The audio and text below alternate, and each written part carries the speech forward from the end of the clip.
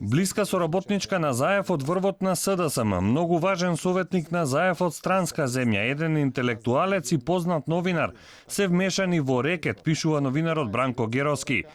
Тоа според него ќе стане јасно ако, како што вели во последниот текст, пропеат Бојан Јовановски, Фросина Ременски и Катица Јанева.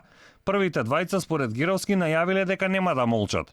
Овие лица според Геровски, кој ги исцртува контурите на операцијата Рекет, ги воспоставиле линковите меѓу Боки 13 и специјалната обвинителка. Геровски во текстот вели дека е невозможно толку блиски соработници на доскорешниот премиер да бидат дел од вакви операции, а Заев да не е запознаен со тоа.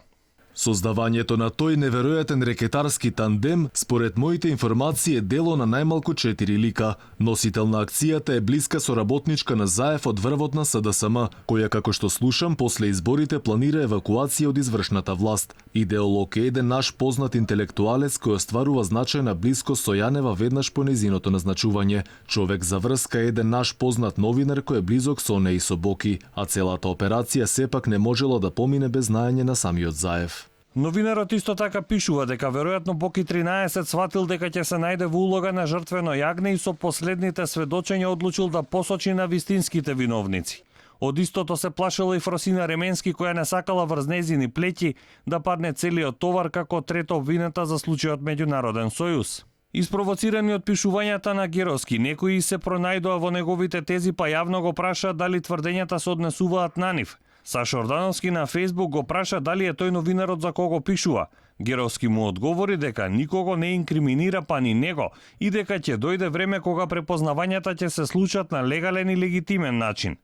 Ацо Кабранов пак изреагира на тврдењата на Геровски дека странскиот советник имал клучна улога во екипирањето на тимот на телевизијата на Боки 13, во која Кабранов беше главен уредник. Поранешниот уредник на 1 ТВ смета дека Геровски постапил неколегијално и ги негира неговите тврдења.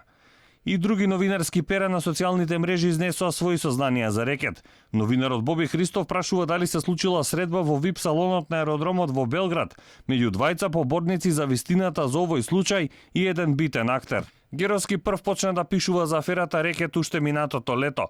Со псевдоними алудираше на високи функционери инволвирани во најголемиот скандал во последно време во кој се рекетираат македонски бизнисмени. Од обвинителството засега нема информација дали неговите тврдења ќе бидат основа за проширување на истрагата и нови обвиненија за случајот Рекет.